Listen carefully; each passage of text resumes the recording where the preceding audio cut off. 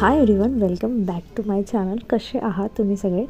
तर आज आपण ना खूप साऱ्या अशा टिप्स बघणार आहोत ज्या आपल्याला दैनंदिन जीवनात ज्या आहेत उपयोगी पडत असतात.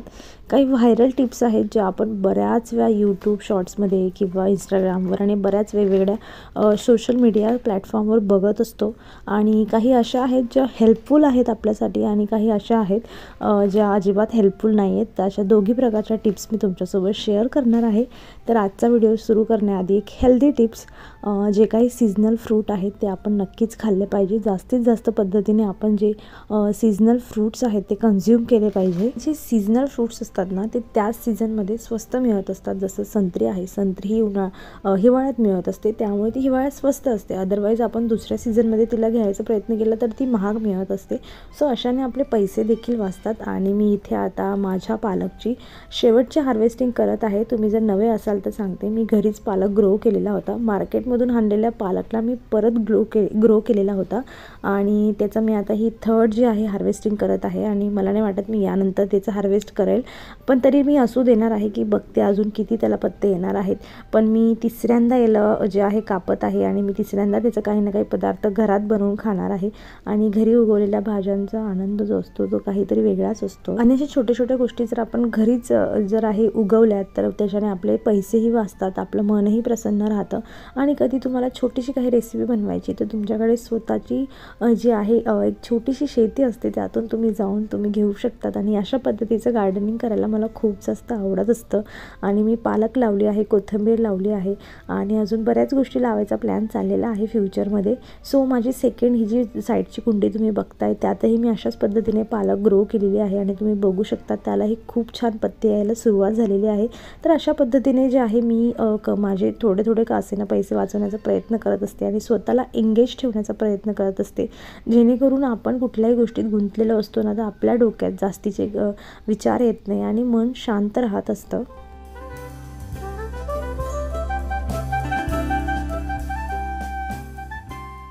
ॲक्च्युली मी कॉलेजमध्ये असताना ना म्हणजे मी तेव्हापासूनच स्वतःचे आयब्रोज वॅक्सिंग हे सगळं करायला शिकली होती. आणि मी त्यातली पर्सन आहे, म्हणजे जे आपण जिथे टिकली लावतो ना तिथे मला खूप जास्त म्हणजे केस होते. तुम्ही गंधक लावा, टिकली लावा, माझी कधीही टिकायची नाही, केसांमुळे वर यायची. त्यामुळे मी 10th असतानाच म्हणजे मी ॲक्च्युली 9thच्या सुट्ट्या असतात ना, उन्हाळ्याच्या सुट्ट्या, मी तेव्हाच जे आहे शिकायला सुरुवात केली होती. माझ्या मावशीने नवीनच पार्लरसाठी जॉईन केला होता क्लास आणि ती आल्यावर माझ्यावर ट्राय करत होती. सो मला एक्साइटमेंट आली आणि मी तेव्हापासून शिकली. आणि तुम्हाला माहीत असेल की पार्लरमध्ये प्रत्येक गोष्टीचे चार्जेस किती वाढलेले आहेत. आणि ट्रस्ट मी एकहीदा आयब्रोज, फोरहेड किंवा अप्पर लिप्स बाहेरून करत नाही. वॅक्सिंग देखील मी स्वतःच करते. आणि तुम्हाला माहीत असेल मी केस देखील माझे घरीच कट करून घेते.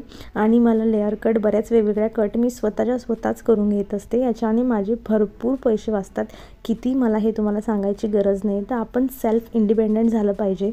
याने आपल्याला प्रत्येक वेळा पार्लरमध्ये जाऊन काहीतरी करून घ्यायची जी आहे त्यासाठी आपल्याला थांबावं लागत नाही. आपल्याला स्वतः जमतं म्हणून आपण लगेच करू शकतो. आणि हे चांगलं पण आहे आपल्यासाठी आणि घरच्यांसाठी देखील, कारण पैसेही वाचतात आणि आपला वेळही वाचतो. आणि आता इथे किचन टिप मी तुमच्यासोबत शेअर करणार आहे. ॲक्च्युली मी प्रत्येक वेळा जे लसूण आहे ना बल्कमध्ये त्यांना थोडं निवडून ठेवत असते आणि एक छोट्याशा काचेच्या जारमध्ये भरून ठेवत असते, जेणेकरून प्रत्येक वेळा मला जी घाईगडबड असते ना प्रत्येक वेळा, कारण नाश्त्यात लागतात, दुपारच्या जेवणात, रात्रीच्या जेवणात, आणि प्रत्येक वेळा त्याला निवडावे लागत असतात. आणि महत्त्वाचं म्हणजे प्रत्येक वेळा लसूण निवडून झाल्यावर हाताचा येणारा तो स्मेल मला अजिबात आवडत नाही. आणि तो अवॉइड करण्यासाठी आणि टाईम वाचवण्यासाठी मी नेहमी लसूण जास्तीत जास्त असे निवडून ठेवत असते आणि काचेच्या बरणीत सेव्ह करत असते, जेणेकरून ते खराबही होत नाही.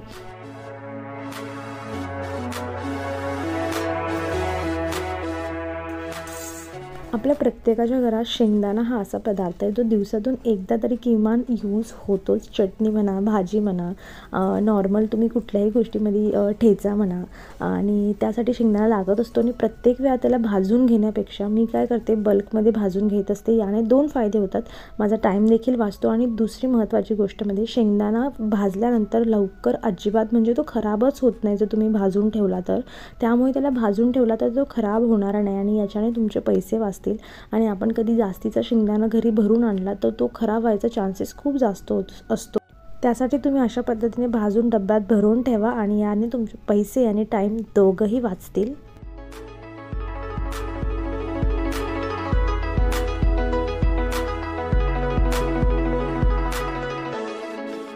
गॅस तर आपल्या प्रत्येकाच्या घरात असतो. मी तर आत्ता हा जो आहे असा ब्लॅक काउंटर जो आहे टॉपवाला हा गॅस घेतलेला आहे, गॅस स्टोव. आणि माझ्याकडे आधी स्टीलचाच होता. तो स्टील आणि हा असा दोघांना हा प्रॉब्लेम फेस करायचा असतो. कधी ना कधी काही ना काही त्यावर ओतत असतं आणि इतक्या घाणेरड्या पद्धतीने ते हार्ड होऊन जात असतं की निघतच नाही. त्यासाठी मी तुमच्यासाठी एक महत्त्वाची आणि खूप इझी अशी ट्रिक घेऊन आलेली आहे. असे ब्रश मार्केटमध्ये मिळत असतात, ऑनलाईन देखील मिळत असतात. एकदा थोडा पैसा खर्च करा आणि असे ब्रश घरी मागवून घ्या. ट्रस्ट मी, तुमचे रोजचं जे काम आहे ना, तुमचे जे हातांची झीज होते ना, ती खूप जास्त पद्धतीने तुमची थांबणार आहे. तर हे 3 प्रकारचे ब्रश आहेत यामध्ये आणि तिघंही वेगवेगळ्या कामांसाठी यूज केले जात असतात. आणि मीही खूप म्हणजे कधीपासून विचार करत होते की यांना घेऊया आणि जेव्हापासून मी यांना घेतलं आहे ना, माझं काम खूप सोपं झालेलं आहे. तर 3 असे वेगवेगळ्या तारेने बनलेले हे ब्रश आहेत आणि वेगवेगळ्या कामांसाठी देखील त्यांना यूज केलं जात असतं. मी सध्या तरी म्हणजे तुम्हाला एकच ब्रशचा उपयोग करून दाखवणार आहे. यातला जो ब्लॅकवाला असतो तर तो ना तुम्ही गॅस किंवा स्टीलचे जे काही तुमचं जळकं भांडं असेल त्यासाठी यूज करू शकतात तुम्ही. आणि मी इथे नॉर्मल डिशवॉश लिक्विड टाकलेलं आहे आणि जास्त म्हणजे मी जोर अजिबात लावत नाही, नॉर्मल जोर लावून घसते. आणि जे तारेच्या घिसणीने घसूनसुद्धा निघत नाही. तारेच्या घिसणीने घसले तर हाताचे सुद्धा जी स्किन असते ती ड्राय व्हायला सुरुवात होत असते. तर त्यामुळे हा ब्रश खूप उपयोगी आहे. आणि तारेच्या घिसणीसाठी खूप जास्त एफर्ट्स लागतात घसायला आणि याला खूप कमी जोर लावून तुम्ही जे आहे व्यवस्थित क्लीन करून घेऊ शकतात. आणि याचे जे ब्रिसल्स आहेत ना ते खूप स्ट्रॉंग आहेत, त्यामुळे बारीक बारीक कोपरा देखील त्यात जाऊन क्लीन करून घेता. आणि तुम्ही बघू शकता इथे अगदी थोडं घासल्यानंतर हे किती घाणेरडा जो हा माझा गॅस झालेला होता तो अगदी क्लीन झालेला आहे. आणि हे स्टीलवरच यूज करण्यासाठी आहे. डायरेक्ट तुमच्याकडे असा ब्लॅकवाला टॉप असेल तर त्याला तुम्ही यूज करू नका, नाही तर स्क्रॅचेस जातील. आणि तुम्ही हे बाकीच्या आणि आत्ता घासलेल्यामध्ये डिफरन्स बघू शकतात, किती जास्त क्लीन झालेलं आहे ते. आणि आता ही एक खूप इंटरेस्टिंग टिप असणार आहे. अशी तारेची जी गाळणी असते आपल्या सगळ्यांच्या घरात असते आणि ती कालांतराने काही महिन्यांनी यूज करून अशी खराब होऊन जात असते. तर ती चहाची गाळणी तिला क्लीन करण्यासाठी तुम्ही यूट्यूबवर किंवा वेगवेगळ्या जे प्लॅटफॉर्म आहेत सोशल मीडियाचे त्यावर बघितलं असतं की अशा पद्धतीने गॅसवर ते गाळणी ठेवतात आणि ती खूप चकाकायला लागत असते, सगळं जळून जात असतं. मीही ते ट्राय करण्याचा प्रयत्न केलेला आहे आणि ही टिप किती सक्सेसफुल आहे तेच मला तुम्हाला दाखवायचं आहे. तर बघा, मी आता इथे गॅस चालू केलेला आहे आणि ही गाळणी अशा पद्धतीने जी आहे मी इथे करत आहे. यासाठी तुम्ही फक्त स्टीलची गाळणीवर हा प्रयोग करू शकतात. प्लास्टिकची घेतली तर जळून जाईल. आय नो तुम्हाला तेवढं कळतंच. पण हे बघा, इथे जे काही इतके पार्टिकल्स होते चहाचे, अक्षरशः मी जेव्हा हिला जाळत होती अशा पद्धतीने गरम करत होती तर ते जे म्हणजे घरात असं वाटत होते की चहा जळते, चहाचा स्मेल येत होता, म्हणजे एवढी चहा हिच्यामध्ये होती. आणि तिथून अक्षरशः बारीक बारीक बुरबुडे किंवा मग अशा पद्धतीने तिथे जे आहे फायर होत होतं, म्हणजे ते पार्टिकल ते जळत होते. म्हणजे गॅसच्या साईडला काढून देखील जसा दिवा जळतो तसं हे जळत होतं. आणि मी पूर्णपणे त्याला जळू दिलेलं आहे. आणि यात काहीही शंका नाही की तुमची गाळणी जी आहे ती व्यवस्थित क्लीन होऊन जाईल, पूर्णपणे क्लीन होऊन जाते, सगळे पार्टिकल जळून जातात. पण प्रॉब्लेम फक्त हाच आहे या टिपमध्ये की तुम्ही हिला क्लीन केल्यानंतर जी तिचं स्टीलची लेअर आहे ना आजूबाजूची, तर ती ब्लॅक पडून जाते. म्हणजे मला असं वाटतं की व्हिडिओमध्ये दाखवताना ते हे सगळं प्रयोग करतात, पण नंतर दाखवताना तुम्हाला एक नवीन करकरीत गाळणी दाखवता, कारण कुठलंही स्टील जाळल्यानंतर ते काळं पडून जात असतं. आणि मी आतापर्यंत खूप व्हिडिओ बघितलेले आहेत ज्यामध्ये ती ही टिप दाखवतात आणि नंतर गाळणी एकदम नवीन चकचकीत होऊन जाते, तर ती नवीन गाळणी ठेवत असतात.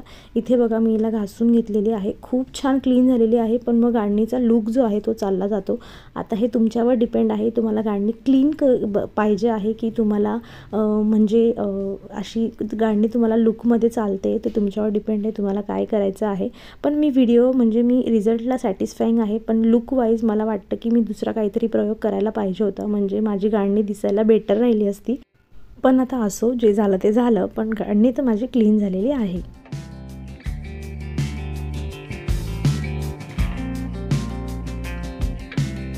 पैसे वाचवण्यासाठी आपण सगळेजण म्हणजे घरातल्या सगळ्याच गृहिणी ज्या असतात ना, त्या ₹1 वाचवण्यापासून ते ₹100 वाचवण्यापासून पर्यंत प्रयत्न करत असतात. आणि मीही माझ्या रोजच्या जीवनामध्ये बरेच पैसे वाचवण्याचा प्रयत्न करत असते, जे तुम्ही आत्तापर्यंत व्हिडिओमध्ये बघत आलेलाच असत. त्यातलाच एक प्रकार आहे की घरच्या घरी तूप बनवणं. आणि ते तर आपण भरपूरच लोक बनवत असतो, पण ते कमीत कमी एफर्ट्समध्ये कसं बनवावं, टाईम कसा वाचवावा हे तुम्हाला सांगणार आहे. मलाई मी फ्रीजमध्ये काढून घेतलेली आहे, एका पातेलीत काढलेलं आहे, थोडंसं विस्क केलेलं आहे आणि मी झाकून ठेवून दिलेलं आहे 10 ते 15 मिनटासाठी. आणि आता 15 मिनटानंतर मी परत त्याला मिक्स करायला सुरुवात केलेली आहे. काय होतं ना की तुम्ही जर त्याला 15 मिनटाचा मध्ये रेस्ट दिला ना मिक्स करून, तर ते लवकर जे आहे त्याचं जे घट्ट जे काही माखण असतं त्याला काय म्हणतात आय डोंट नो, पण जो तुपाचा गोळा असतो तो बनायला मदत होते. म्हणजे इथे तुमची हातांची मेहनत वाचते, तुमचा टाईम वाचतो. तुम्ही मधल्या 15 मिनटामध्ये घरातलं कुठलंही काम करू शकतात, हवं तर तुम्ही मोबाईलही बघू शकतात. आणि अशा पद्धतीने तुमचा इथे जो आहे टाईम वाचून जात असतो. आणि असं कुठल्याही पद्धतीचं तुम्ही गाईचं तूप बनवा, म्हशीचं तूप बनवा, घ्या त्याला थोडं ढवळा, 15 मिनटाचा रेस्ट द्या आणि मग बघा तुमचं लगेच जी लोणी असते ना, लोणी, तर ती लोणी लगेच फटक्यात बनून जात असते. आणि इथे माझं अगदी 3 ते 4 मिनटात जे आहे इथे माझी लोणी बनून तयार झालेली आहे. आणि अशी जे म्हणजे घटना असते ना, ही सगळ्यांच्यासोबत होत असते आणि माझ्यासोबतही इथे झालेली आहे. फरक फक्त इतकाच आहे की मला सगळं क्लीन केल्यानंतर मला परत व्हिडिओ स्टार्ट करावा लागला. अदरवाईज जर मी इथे व्हिडिओ करत राहिली नसती तर मी तसंच ठेवून पटापट तूप गॅसवर ठेवलं असतं आणि मग सगळं क्लीन केलं असतं. पण नाही, मी व्हिडिओ बनवते, मला नीट आणि क्लीन तर दिसलंच पाहिजे. असो, मी तुमच्यासारखीच आहे. आणि मी इथे क्लीन केल्यानंतर परत जे आहे तूप बनवायला सुरुवात केलेली आहे. आणि मी 3 ते 4 पाण्याने याला चांगल्या पद्धतीने वॉश करून घेतलेलं आहे. याने काय होतं, तुम्ही जेवढं जास्त वॉश करणार तुमचा तूपचा स्मेल तेवढाच कमी येतो आणि ते जास्त दिवस टिकतं. फ्रीजमध्ये ठेवायची गरज नसते. आणि अशा पद्धतीने मी वॉश करून याला छान गॅसवर ठेवणार आहे. आणि 10 मिनटं मंद आचेवर ठेवल्यानंतर माझं मस्त रवेदार असं जे तूप आहे ते बनवून तयार होऊन जातं. आणि इथे मी माझ्या सगळ्या टिप्स ज्या आहेत त्या संपवत आहे. आजचा व्हिडिओ इथे संपत आहे. अपेक्षा करते की तुम्हाला माझ्या सगळ्या टिप्स आवडल्या असतील. काय करायचं काय नाही करायचं याचं सगळे तुम्ही सॉर्टेड झालेले असाल आणि टाईम आणि पैसा कसा वाचवायचा हेही तुम्हाला माहीत झालेलं असेल. फ्रेंड्स, आजच्या व्हिडिओमध्ये एवढंच. तर हा व्हिडिओ जर तुम्हाला आवडला असेल तर याला लाईक करा. चॅनलवर नवीन असाल तर चॅनलला सबस्क्राईब केल्याशिवाय जाऊ नका. आपण भेटूया पुढच्या अशाच इंटरेस्टिंग व्हिडिओमध्ये. तोवर तुम्ही स्वतःची काळजी घ्या. So take care friends and bye.